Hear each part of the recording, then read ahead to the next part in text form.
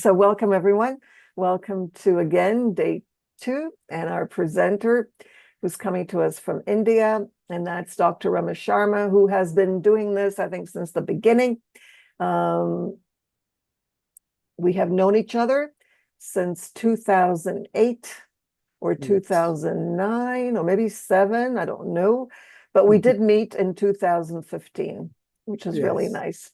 Yeah. So Dr. Ramesh Sharma is a good friend and an amazing educator and futurist, I would say, with lots of great ideas for presentations. So it's always a treat. He teaches instructional design at the University of New Delhi, and he also taught educational technology and learning resources in Malaysia, and he's an expert also in open and distance and technology, as well as Moodle. He has taught Moodle. I don't know if you're familiar with today's Moodle, but you did teach Moodle using Moodle years ago. Visiting professor also in Salvador, Bahia, Brazil, and of course, University of Guyana, and professor at the University of Fiji, the Commonwealth of Learning as director of the Commonwealth Educational Media Center for Asia, New Delhi, regional director of the Indira Gandhi National Open University, India, and director of distance education, as I mentioned, in South America. He is the editor, and congratulations on that, on sticking to it for so many years, of the Asian Journal of Distance Education. So it gives me great pleasure to have you with us. I'm really looking forward to this session. Thank you, everyone. And let the show begin. I'm going to stop sharing and let you continue. Okay, thank you, Nelly, and good morning again, friends. My presentation topic is brain-computer interface. I have been dealing with this subject for past few years. I think more than around 6 or 7 years now. I'm interested in this field, and I thought of presenting this due to a very recent means. You can see it on the screen here, because these are the 3 websites. After that, I will shift to my presentation. Here, this news, which is just 2 days ago, woman reveals how Elon Musk Neuralink brain chip has changed her life. So, a woman who has been fully paralyzed for 20 years can now use a computer thanks to Elon Musk company Neuralink. A revolutionary implant has allowed the woman to write her name on the computer screen in a move that marks a world first for the firm.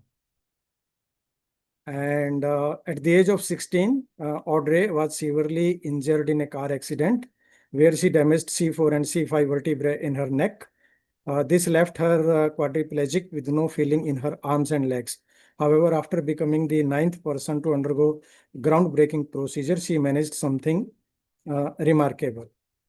And on X, she posted, "I tried writing my name for the first time in 20 years. I'm working on it. LOL," as she showed the word her first attempt at signature. So what the company has done, that I can share this link. You can read all the different slides here. This is the Neuralink was founded in 2016 by a group of experts in the field of neuroscience. Oh, by the way, today we have launched our course on prompt engineering at Udemy. But before that, on 29th of June, we had another course on neuroscience beyond medicine. Because mostly when we say neuroscience, the people think that it is healthcare, health sciences, biology subject. But in that, we tried to discuss that if we have the understanding of neuroscience and how brain functions, then that has a good impact on the learning as well. So this was one part of the news. And then, okay, I think I can close this tab now. Another one is this. In fact, perhaps you might be knowing Don Fitzpatrick. He keeps on writing his blog that the AI educator, he also has discussed about this, and you may be knowing the very recent move of Apple company to move into the BCI, brain computer interface area.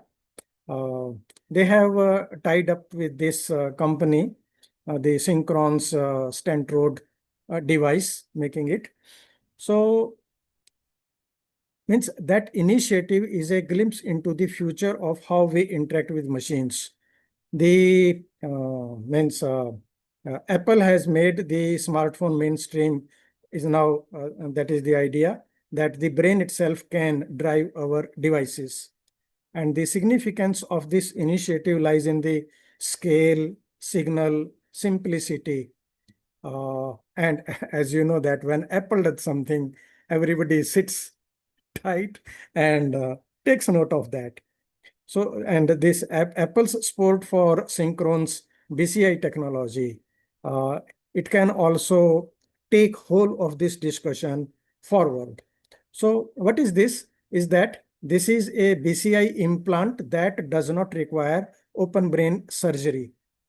And this device is inserted via the jugular vein and interfaces with the motor cortex into its which reads the neural activity and converts it into the control signals. And it is already helping the people with paralysis to send the text, browse the web, interact with software using thought alone. So as I showed to you the Elon Musk Neuralink, they have also demonstrated amazing results, but that thing still requires, I'll show you some of the slides very soon, that requires invasive brain surgery.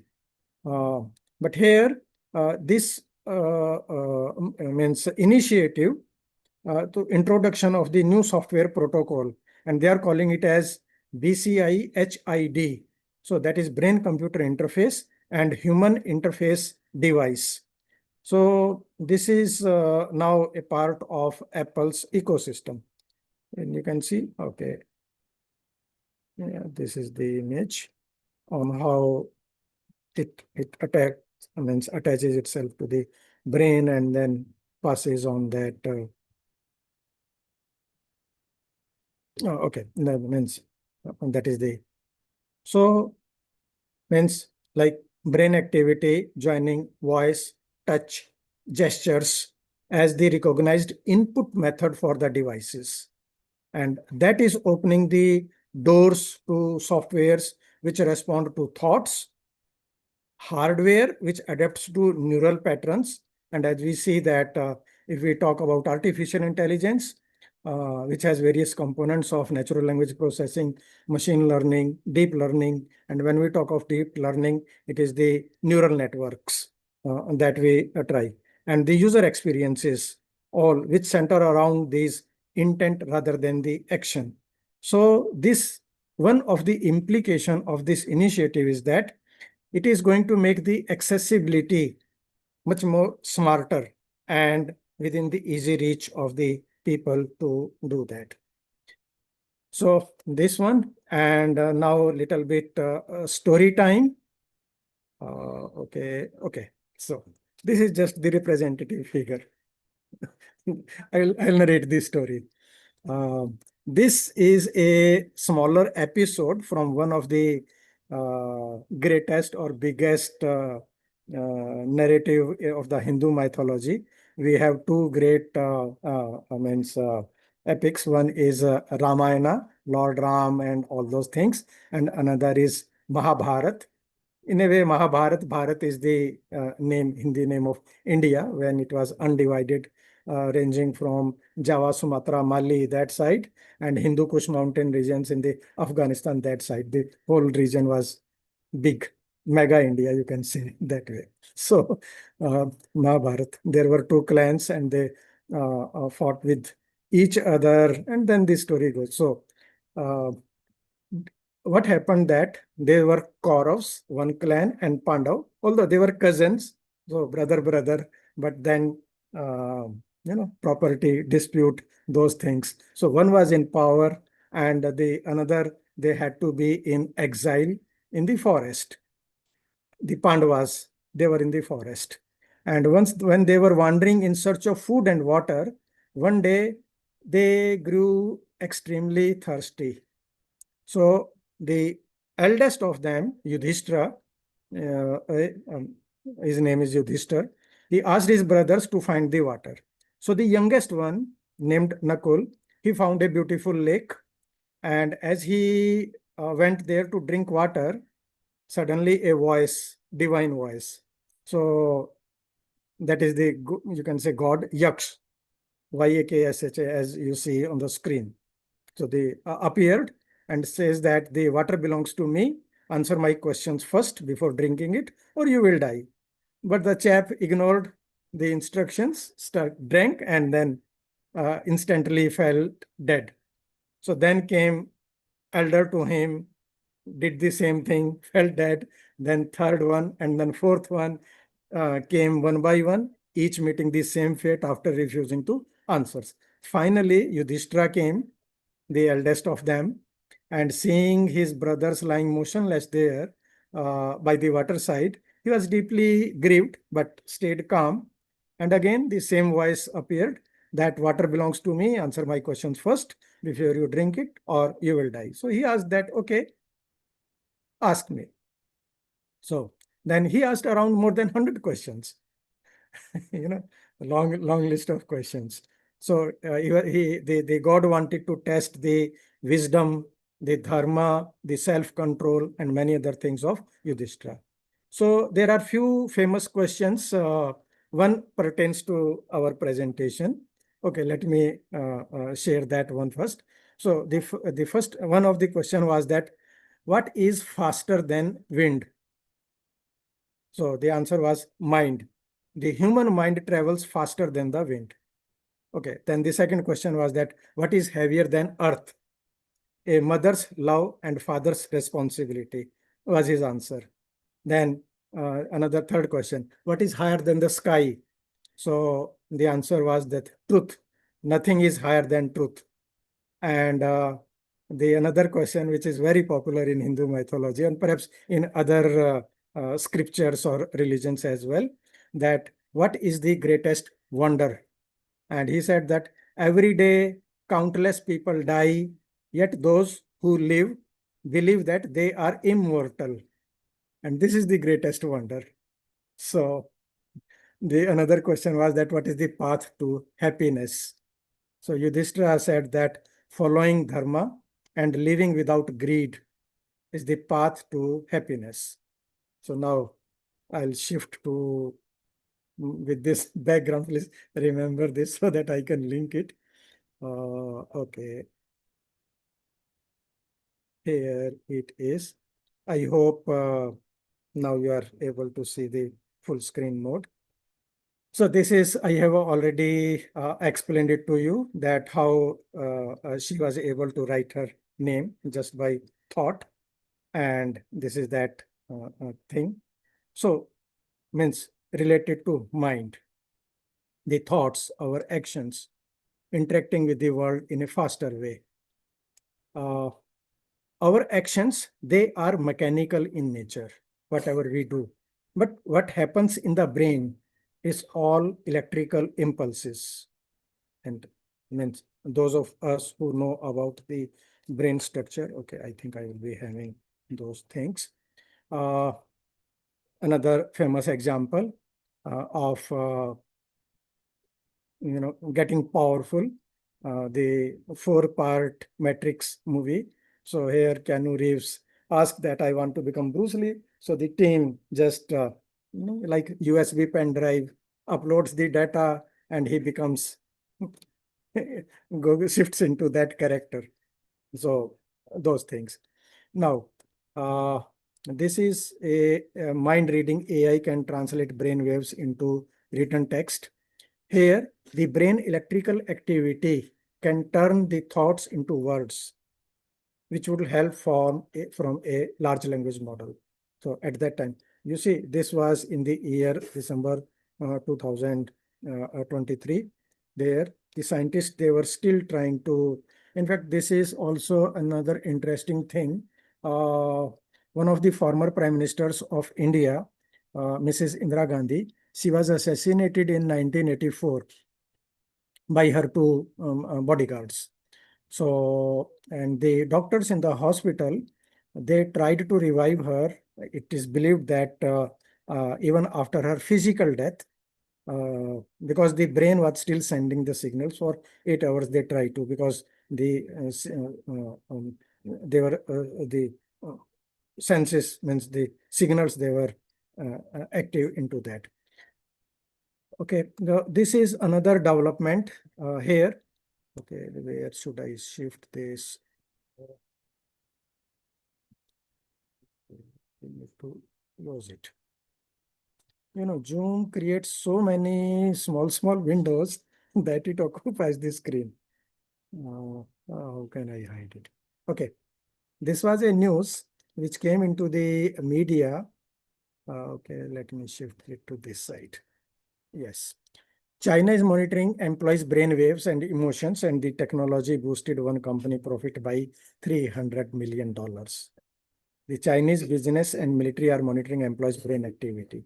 The emotional surveillance technology help employers identify mood shifts so that they can change break times and employee tasks, even send them home.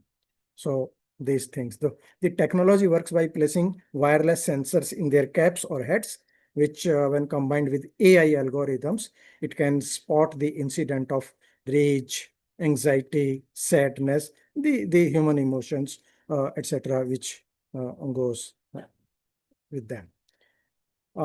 This was another experiment in the year 2017, where the researchers, they created a feedback system that reads the person's brain responses while watching a robot at work.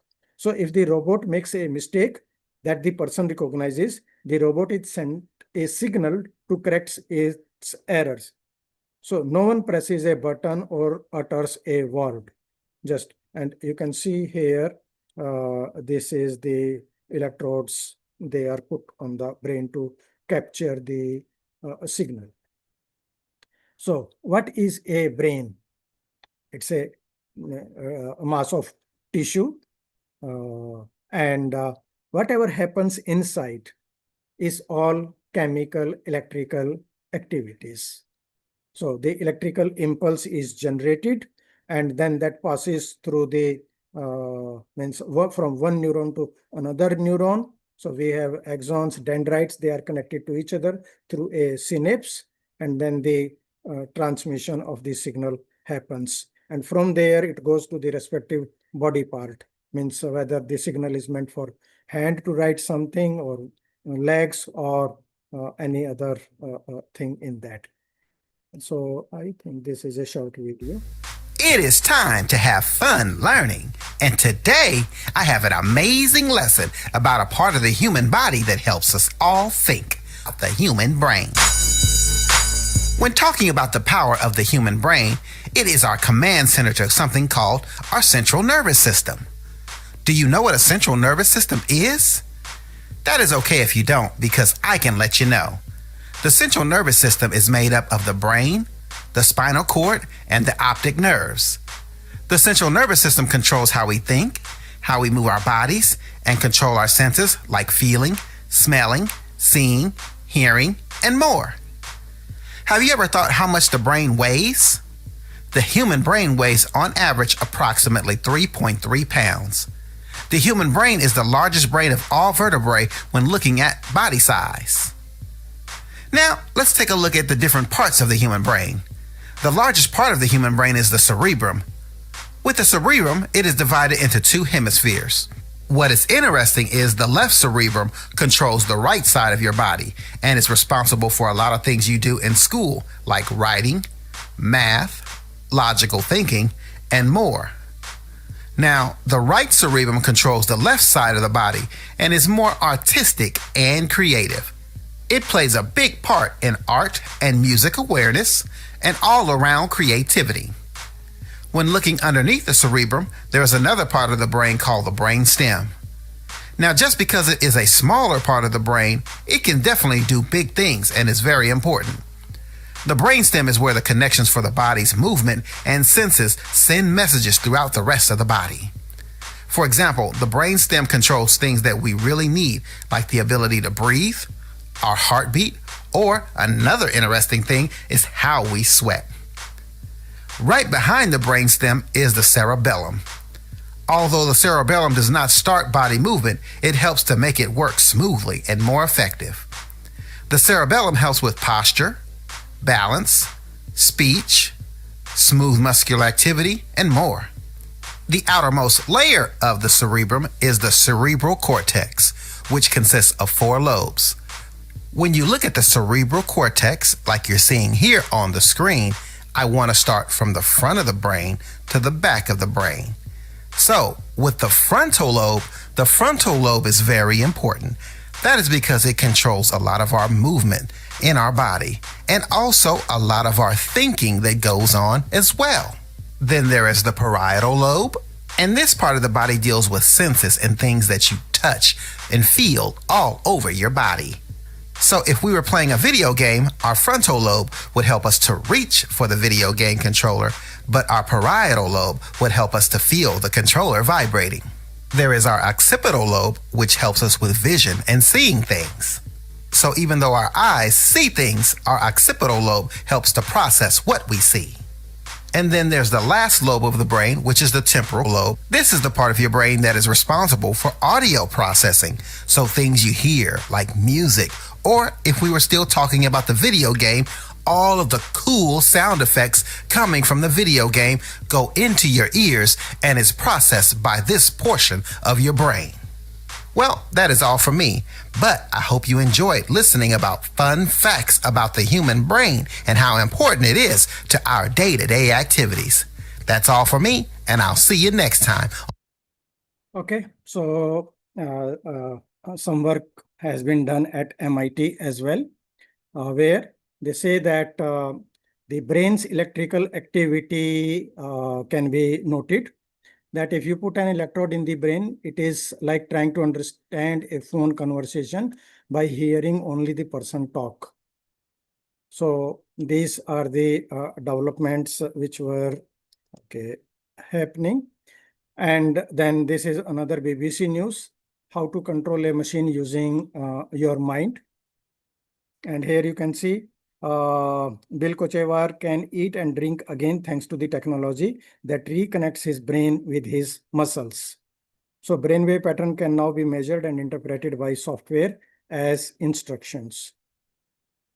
So as we saw in the video, this is the parts of brain, and they are responsible for various functions like sensory information, decision making, vision, memory, emotions, hearing, and language, etc. This is another short video about the myth about... You might have heard the brain being compared to a computer, but how accurate is this? The brain At first glance, they appear to have many similarities. The graphics card could be seen to be similar to the visual cortex, where visual information is processed by the brain.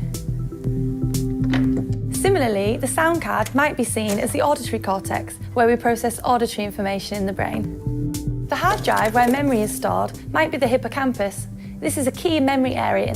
It's in the temporal lobe. The processor, or CPU, could be the prefrontal cortex, which is associated with planning, thinking, and problem solving. We might also put RAM into the prefrontal cortex, as it could be seen as similar to our short-term or working memory. We might see the sensory cortex as a mouse or a keyboard, which collect input information from the outside world.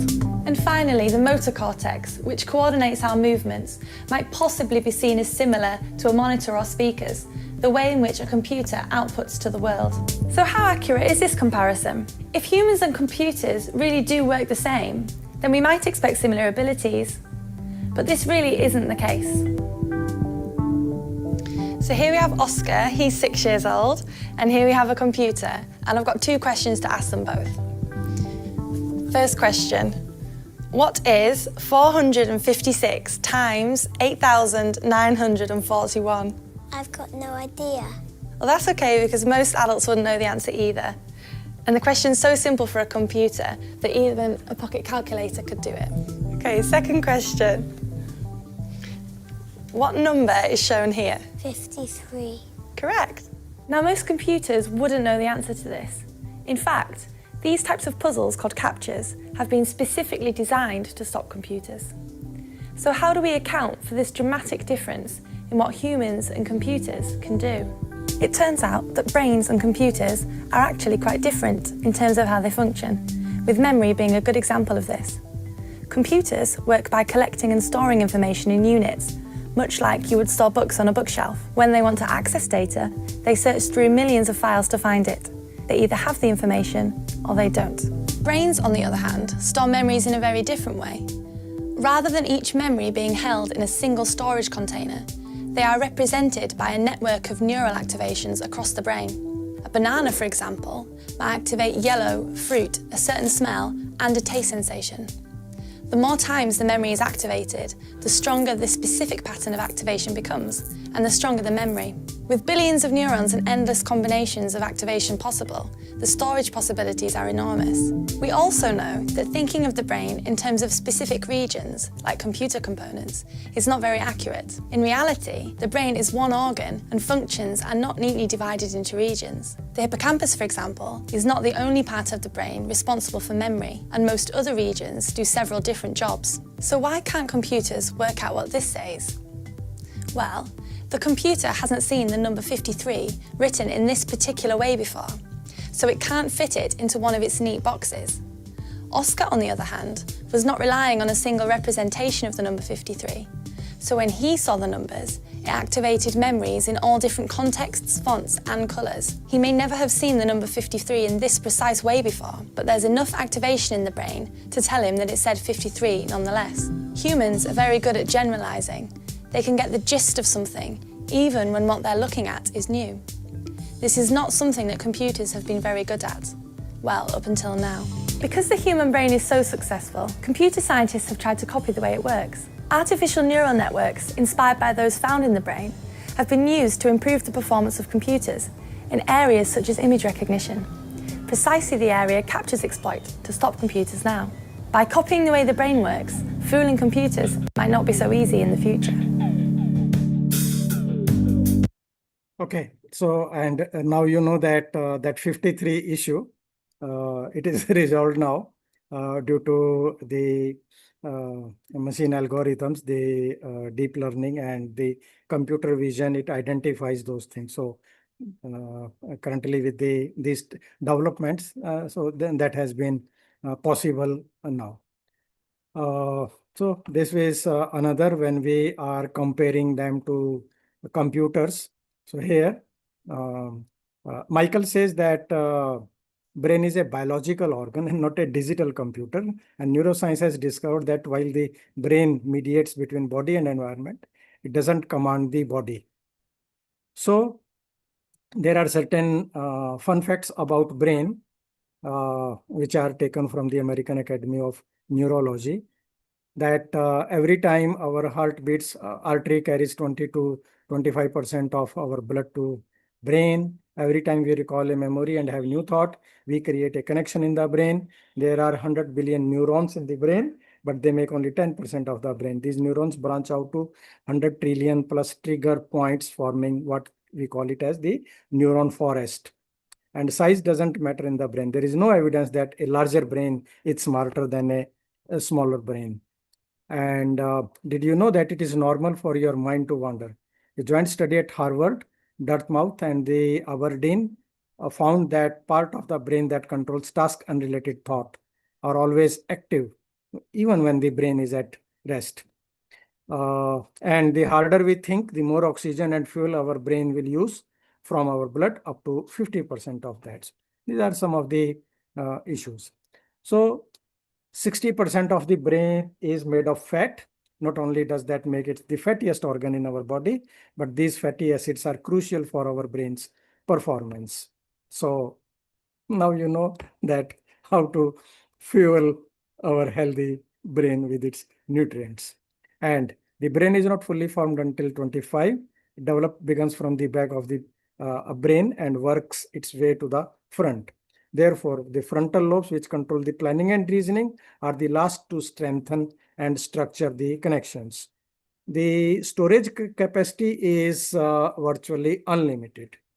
So the research says that there are around 86 billion neurons into it, and each neuron forms connection to another neurons, which can add up to another 100 trillion connections. So you can now see the huge capacity.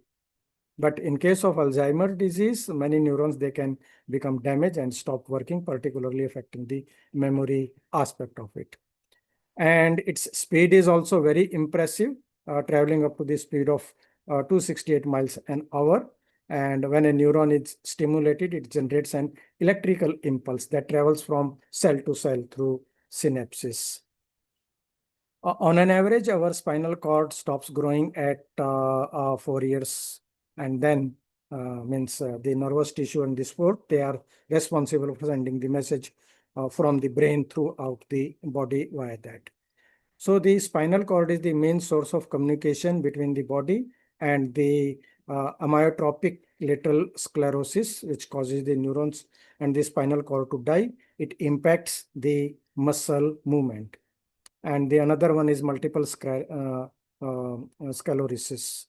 So those things, they impact our, and I have also heard it that normally we use 10% of our brain. Actually, we can use all of it, even when we are. So neurologists, they have confirmed that the brain is always active. Then this is sphenopalatine ganglioneuralgia. Very big name. This pain occurs when the cold hits the receptors in the outer covering of the brain, calling meninges. So the cold creates a dilation and contracts of arteries, causing rapid onset of headache. Similarly here, damage to the neurons can have great impact during a stroke. Blood is not able to get oxygen to the brain, and then the brain cells, they can die, and the ability in that particular area of the brain can be lost. So similarly, Parkinson's disease, where the cell of a part of the brain called the substantia nigra, they start to become dysfunctional. This is another thing that it generates about 23 watt of power, enough to light a light bulb. So here sleep is very important. So that's a means essential part. We should have adequate sleep with that. So again, is brain a computer? These were the myths we just covered. We only use, so I can skip that. Okay. I need to shift this portion again. So the individuals with severe neuromuscular impairments, what happens that every year thousands of people, they experience stroke, have spinal cord injury, many live with the cerebral palsy, multiple sclerosis, after effect of traumatic brain injury, etc., etc. So many things. And then what to do for them? Patients who have lost the ability to move an arm or leg, stand up out of chair or swallow a mouthful of food due to neuromuscular condition, they are faced how we can restore it or retain some sort of muscular function. Then it was in 1791, Luigi Galvani first showed that the electricity, when applied to a frog's leg during the lab conditions, it caused the muscle twitch. And then over a work, then they learned that how this electrical stimulation affects the muscle tissues. And then they applied it to muscles, the paralyzed by the neuromuscular disease. So this field is now EMS, NMES, functional electrical simulation, electromyostimulation, etc. These further studies, they have grown so far. So this is how the movements they happen. In a normal case, healthy case, the brain sends a signal to the hand that, okay, right. But if something happens and that signal is broken, then how we can bypass that, making another parallel connection and passing on that activity command to the muscle for that control. this is an important issue here to understand that how the brain functions. So here the brain emits certain signals which are then captured, processed, and a signal is sent to a device, and that device gets the that action taken on the basis of that. So here you can see this is the part of the brain. So we have various signals like EEG, EOCOG, and these are various kind of signals. I'll show it to you. There are around 5 kind of signals, and the signal is processed. It may be a simple kind of signal or a complex kind of signal instructing a particular body part to react to that. It can be applied in various ways, like using surface electrodes, which are placed on the surface of muscle or on the like brain, having through, you can say, incisive inside the skin area, putting that on the top of that, so that the advantage is that the signal activity is strong here. It captures them good. So this is how the BCI interface, brain-computer interface works, that we put it on the skull, on the brain, and insert it in the brain. So there are these 3 possibilities, 3 settings, and then these things, they are read. These are the type of EEG waves: delta, theta, alpha, beta, and gamma. And what they do, the delta helps for during sleep or in coma stage. Theta is in the temporal and parietal lobe, which is related to emotional stress, like the state of frustration or disappointment. Alpha is in occipital and parietal lobe. It reduces the the sensory stimulation or mental imagery. Similarly, beta, it increases the amplitude during the mental activity. Then we have mu, lambda, which is for visual attention, and vertex, means with epilepsy and encephalopathy, those conditions when it happens. So we, most of the time, the modern approach, as the Neuralink company, they were working on that how they can capture the signal from the central nervous system and to have a control or the communication established between the machine and the human body. So this is another news from the Business Wire, which found that many million adults in US with epilepsy, as many 1/3 have seizures that are not controlled by existing therapies. So therefore, the FDA approved medical device that utilizes BCI technology for the RNS offers advanced solutions for patients suffering from that. So little bit, Berger was the first one to record the human activity by means of EEG, and then he was able to identify the oscillatory activity such as Berger's wave, or popularly called as the alpha wave. And then in the early 70s, the people, they started to create algorithms for motor cortex neurons. And the first intracortical BCI was built by implanting electrodes into the monkeys. And after the initial studies on the rats in 90s, the scientists developed BCI interfaces which decoded the brain activity in monkeys. And they were utilized in the robotic arm. Here you can see this experiment was done at University of Washington School of Medicine in Seattle. For the first time, the monkey could learn to control the deflection of a biofeedback meter arm with neural activity by operating with the BCI it applied to that. And that was a a big development in this field. So this was just a interesting fact that many things he were connected to his the kind of hat with that. He is Professor Kevin Warwick, the professor of cybernetics at Reading University. He created the first cyborg by developing the arm which could move by snapping his fingers, as you can see. So something like the Judgment Day, Arnold Schwarzenegger does like that.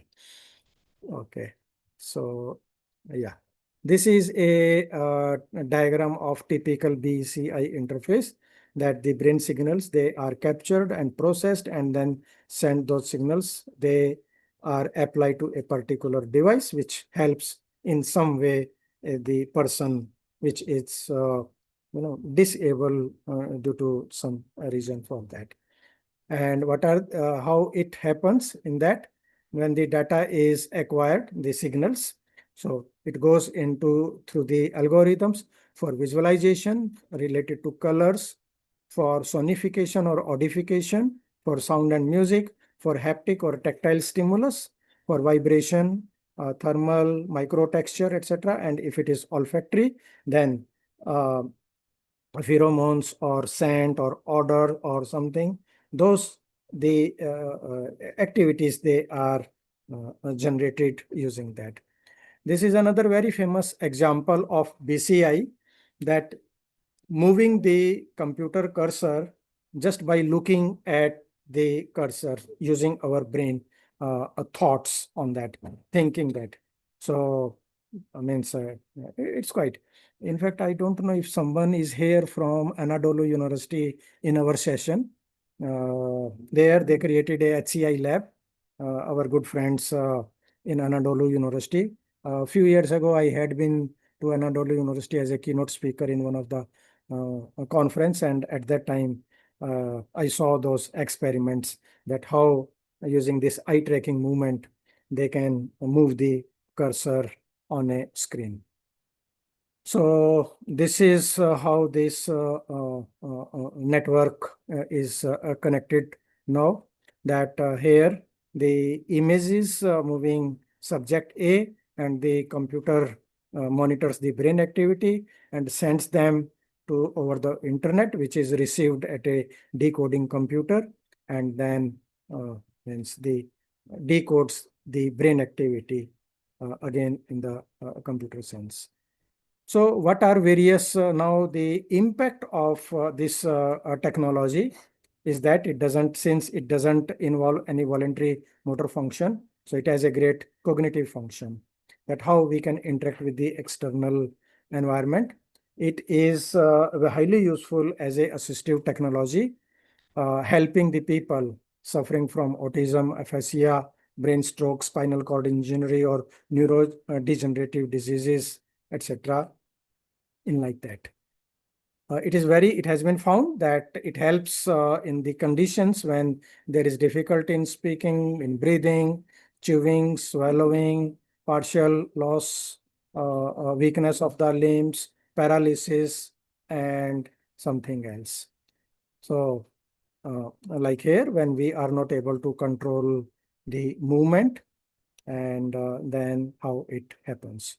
So the main thing here is the P300 signal, which is that the signal which changes as a response to is either sensitive, sensory, or cognitive, or motor event.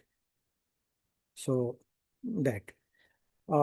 This is a highly growing sector, particularly because of the developments in the sensor technology. Nowadays, AI-based sensors, they are available of all kinds, responding to color, responding to movement, responding to sound, responding to odor, appearance, movement, everything. So the sensor technology has developed at a quite faster speed. So this means that there are some, because the advances in neuroimaging technologies, the sensor applications, and new applications of BCI in including education and defense. So this is leading to the market growth in that. There are now various kind of tools available still the challenges are the costs and the information transfer rate of BCI to capture in the data and make a study of that. So it is being used in the defense sector, like small home control systems, physically challenged individuals, gaming enterprises, and working like those virtual reality conditions or those. This is a graph that how the industry from the region wise is developing. Let us have a look at the market segmentation on the basis of hardware and software. So we have various like OpenBCI or OpenVibe, the open source software for brain-computer interfaces. The hardwares are available. By type, it can be invasive, which is placed on the gray matter of the brain, or partially, which is on the means brain, inside the skull, but not inside the brain, and non-invasive, in which we put it on our head, means outside the skull, on the scalp, to capture the signal. It depends on the kind of the seriousness of the issue, that which kind of the device it can be put into that. In terms of its areas, it is used in healthcare industry for the smart home control systems, gaming, communication, defense, control, and many other areas in that. So there are various technologies which are helping it, like electroencephalography, EEG, then magneto, MEG, electrocorticography, ECOG, then it is functional magnetic resonance imaging, and near infrared spectroscopy. There are various kind of technologies. And here you can see, you can see here, this is the kind of a thin film which is having some electrodes which captures the signal and passes it on to the computer, the device, to process it further using that.